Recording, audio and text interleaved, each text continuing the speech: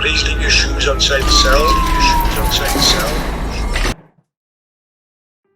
A criminal is born within you when you have faced some sort of injustice. Think about it. How can one go against the law and without thinking about the consequences commit a crime? Must be stupid, right? Wrong.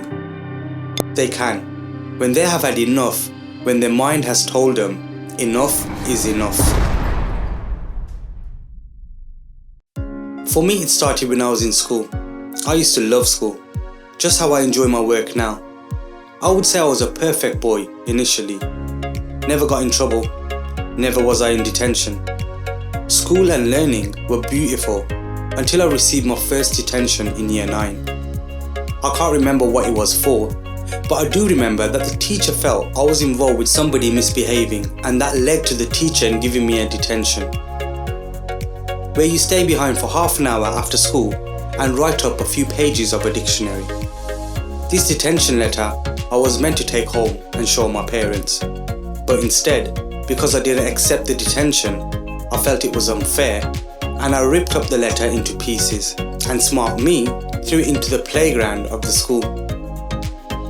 Next morning in detention, the deputy head walks in and states, "Have you lost anything?"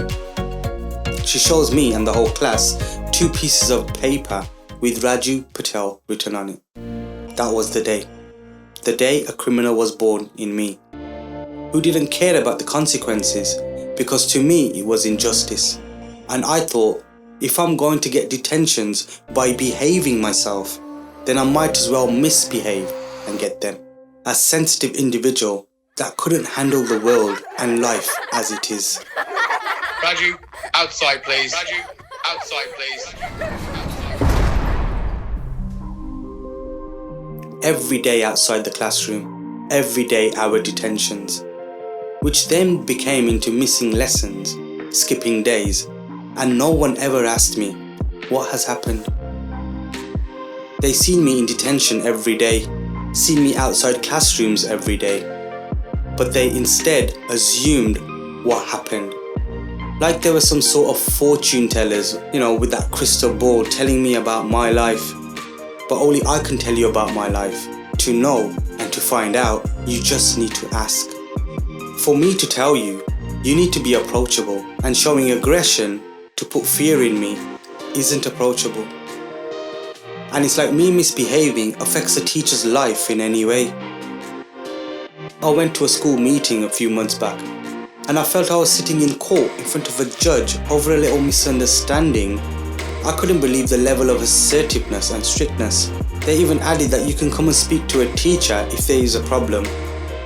But who would dare to even say anything after the level of aggression was shown from the head teacher?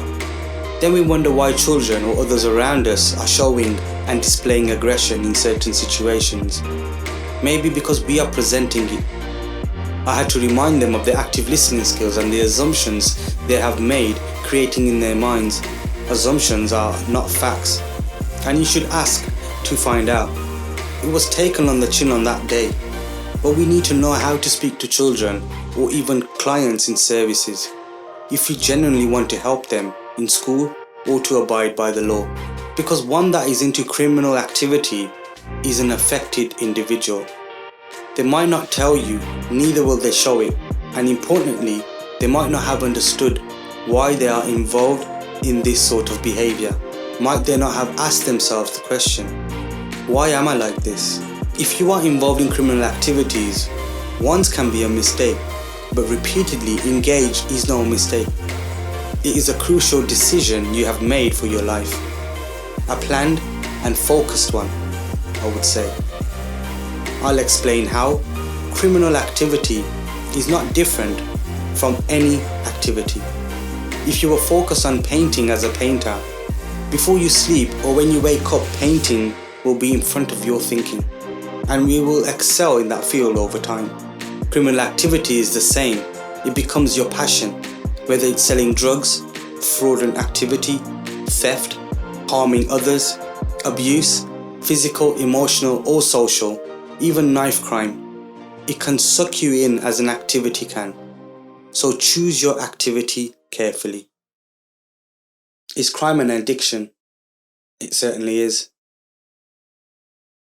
You feel good about it, don't you? That on what you stole. That on what you sold illegally. That on who you are hurting without understanding the implications on the person or their family.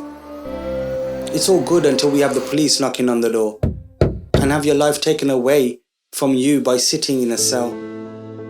No sign of family, just you and your emotions seated in a dark cell. Asking yourself, where did I go wrong? Why was I on this path? What could I have done differently? Over a little fight where you used a knife? Over a bit of money you thought was a lot at the time? Or your insecurities in your relationship? Was it worth it? Maybe you needed the money, but did you really? Or was your mind chasing something else? When sitting in that cell, it's either, what can I do next time so I don't get caught? Or it's, what can I do for next time so I'm not involved in criminal behaviour ever again? Whichever path your mind is on, you will for sure excel in that direction.